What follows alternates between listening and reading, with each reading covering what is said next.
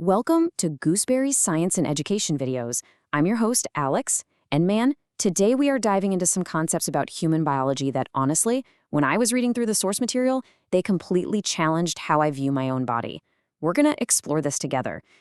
For the longest time, the scientific consensus gave us this pretty rigid view of who we are, right? And what we're capable of becoming. But the latest research, it flips that completely upside down. It turns out the way we think about heredity, aging, and even healing has been missing a massive piece of the puzzle.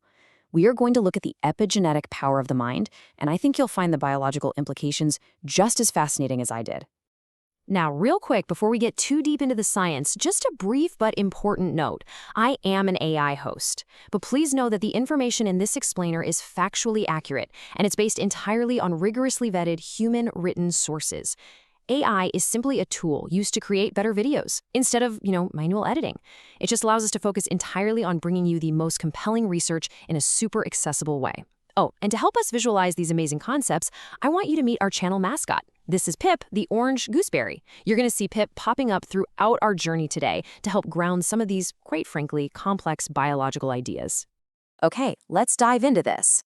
Are we truly victims of our heredity?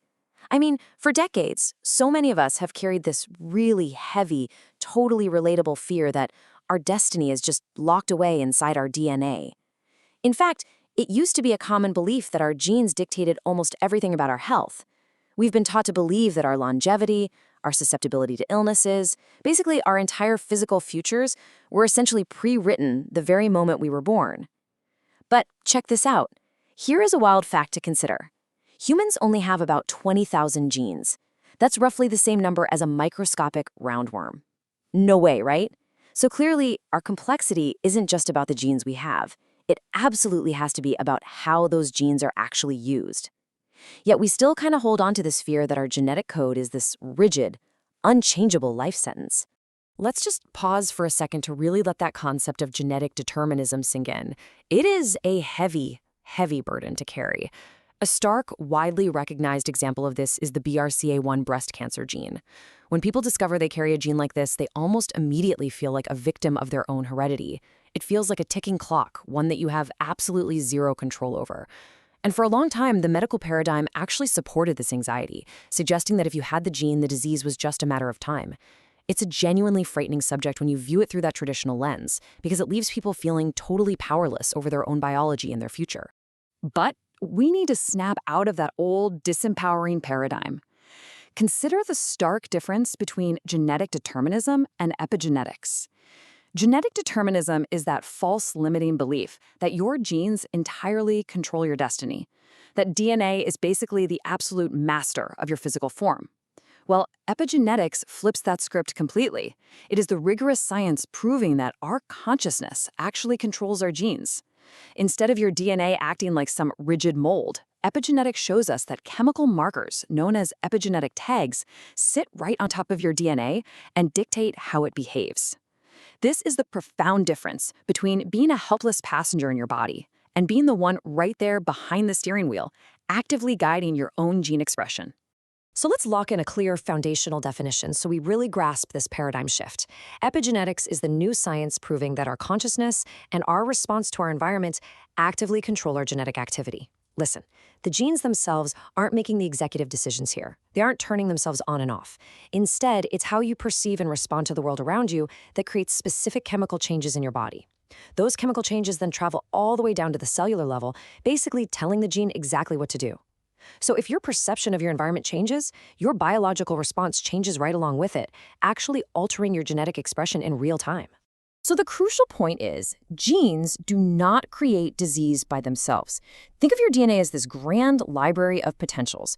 Your genes are merely books sitting on a vast, endless shelf. I mean, a book can't read itself, right? And a gene cannot activate itself. They're simply sitting there holding vast amounts of information, just waiting for instructions on whether they should be pulled off the shelf and read or left perfectly alone. You possess thousands of potential genetic variations, both for incredible health and for disease. But without an active reader to select the book and open the pages, all that genetic information remains completely dormant. Let's walk through the actual biological procedure of how a gene gets read. Step 1 starts with an environmental signal. Something happens out there in your external world, like maybe a stressful encounter, or on the flip side, a beautiful sunset. But step 2 is where your true power lies. That signal is interpreted by your emotional state. How do you perceive and feel about what just happened? Finally, in step 3, that specific emotion creates a chemical signature in your brain, releasing neuropeptides that literally travel through your bloodstream. These chemical messengers dock onto your cells and tell them to either upregulate or downregulate specific genes. So your genes rely entirely on the signals generated by your emotions and perceptions in order to express themselves. And this brilliantly illustrates the core metaphor we want you to take away from this explainer today. Imagine complex cellular biology as a simple manufacturing plant. The cell is the factory itself, containing all the machinery needed to sustain life. The DNA? That's just the blueprint, resting quietly on a desk in the manager's office. But the mind? The mind is the architect. The architect is the one who evaluates the situation, reads the environment, and ultimately decides which blueprints get sent down to the factory floor to actually be built. The factory doesn't just spontaneously start building stuff, it waits for the architect's explicit orders. As that active architect, your mind sends emotional signals to either build healthy structures or to trigger degeneration. Your mood directly alters the physical output of the cell. And you know what's wild? It's how fast this happens. Research actually shows that gene expression can change in a matter of minutes based on a sudden shift in emotion. If the architect is constantly panicked, viewing the world as a constant threat, the factory receives emergency blueprints and produces a defensive, degenerative response. But if the architect feels safe, joyful, and secure, the factory shifts gears entirely. It puts away those emergency plans and focuses on building strong, healthy, long-lasting materials that promote real vitality. Translating this theory into daily practice reveals some genuinely incredible data.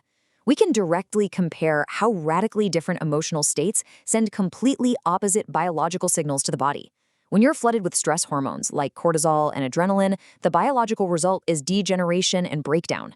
The body gets so busy fighting a perceived threat that it completely shuts down its healing mechanisms. But when you experience elevated, heartfelt emotions like deep, sustaining gratitude, your brain releases restorative chemicals like DHEA and oxytocin. The genetic result? Immediate cellular repair, immune system enhancement, and overall physical health. Let's move to and see how this builds into an incredible, actionable takeaway for your life, because you can consciously practice this. By actively replacing chronic stress with heartfelt emotions like gratitude, you're literally flooding your internal environment with a completely new chemical signal. You're actively signaling new genes for health. When you feel profound gratitude, your body biologically believes it's in a safe, abundant environment. That feeling of thankfulness essentially tells your cells that the threat has passed, opening up the blueprints for repair and longevity. It is a biological upgrade initiated entirely by your state of mind. I want to leave you with this powerful, provocative thought. We can literally signal new genes to repair the body and change our genetic destiny. You are not a victim of your biology. You are not trapped by the inheritance of your ancestors. You are currently sitting in the architect's chair, holding the immense power to shape the very foundation of your cellular health. The only question left is, what blueprints will you choose to send to your factory today? Thanks for watching. Remember to like and subscribe if you liked the content.